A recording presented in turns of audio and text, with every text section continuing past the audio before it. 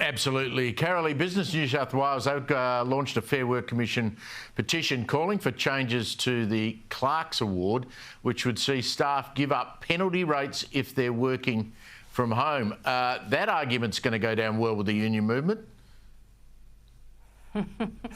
It certainly is, isn't it? No, yeah, right. Look, I think it's really important to, make the distinction that this is for people that are on award wages. I do think, though, that if you are working from home and you want to complete your work, so your 38-hour work week, you don't want to work at 3 o'clock in the afternoon because you want to pick up kids, but you're prepared to do your work at 8 o'clock at night to get it done. If you're deciding that, then yeah, that is fair. But if your employer is expecting you to be working after hours when there should be a penalty, maybe after 10 or 11 o'clock at night, then I think that it is within reason that there needs to be some kind of a compromise come on penalty rates. But as we've seen the unions say, they want to ensure that there are no jobs lost to AI, and we just saw what happened with Atlassian, didn't we? We went through an election campaign, James, and obviously work from home is something that affected the Coalition's vote badly. I mean, it was an ill worked out policy and they paid for it. Work from home has now become something that is part of the way we do business. I work from home a lot, and I would not think of claiming penalty rates, but I guess if somebody's told that they've got to they are working from home and they're working 12 hours a day and not 8, it's reasonable to get paid a penalty, isn't it? Well, my views have softened on working from home, Steve, a little bit, and I tend to agree with you. I think one day a week, especially if you're working on a big project where you can stay home and not be distracted and actually punch something out, can be quite effective. But the problem is, and I had someone that runs a small business text me earlier because I was asking about how big a problem this is.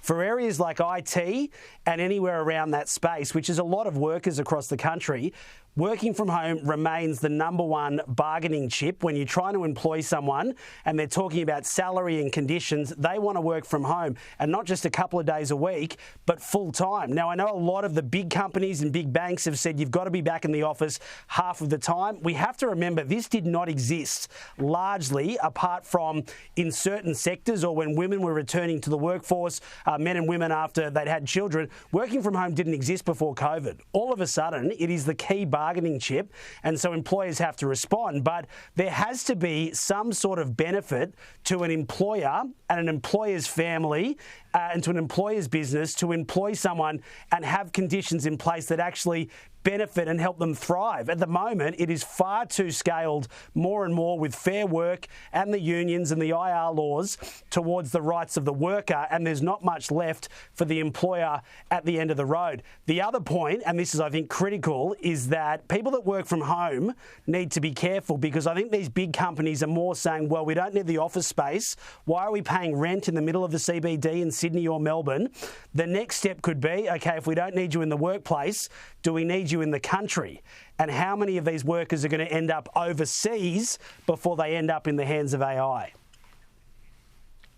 Well, Carolee, you saw yesterday at Atlassian, Mike Cannon-Brookes, he sacked a huge number of his workforce, and he basically did a pre-recorded message to them saying you don't have a job anymore, and he's replacing all of those jobs with AI. So, if I had a job where I had a choice of being at home or in the office, and I thought that my boss might be getting a bit sick and tired of at-home working, I'd be getting my ass straight into the office every day of the week.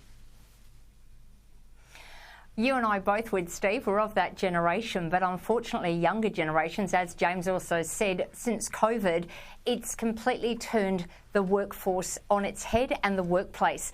I actually think that going to work, going to the office, it's more of a discipline as well. And you need that intergenerational knowledge. You need that. You need to be able to walk to someone's desk and say, look, I can't do this on the computer, and point to it, or say, listen, this is a better way of doing it. At the moment, we're all in little silos, the people that do work from home, and there's no inter-office connection. That term, the water cooler conversation, that's all done. And we wonder why there's so much mental health illness as well. But that connection that people have to a workplace, and we all know that when you're working at home, you can stay in your pyjamas, you can do a column, you can do whatever you might want to do. But the discipline of actually having to be somewhere, get yourself ready for work, showered, groomed, get in there, face the traffic, yes, but it's that discipline that I think sadly younger generations are actually missing. And as you say, and as James said, it's a huge risk with companies looking around at the space that they're renting for their offices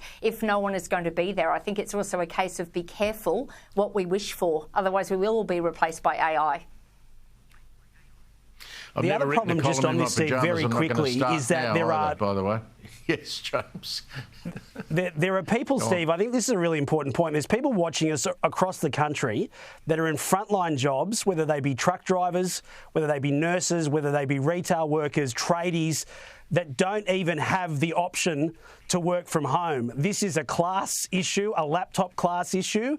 And so, you know, when we have these debates about what people can do in terms of working from home, there's large sections of the workforce that were the engine room of the economy during COVID that had to front up to work that didn't have this option, otherwise they would have been fired. And I think they've got to be considered in this as well. It really is a have versus have not when it comes to these complaints about how much you can work from home, whether you can claim penalty rates and all those sort of things. Great point, James. James Kerrily, thank you very much for that.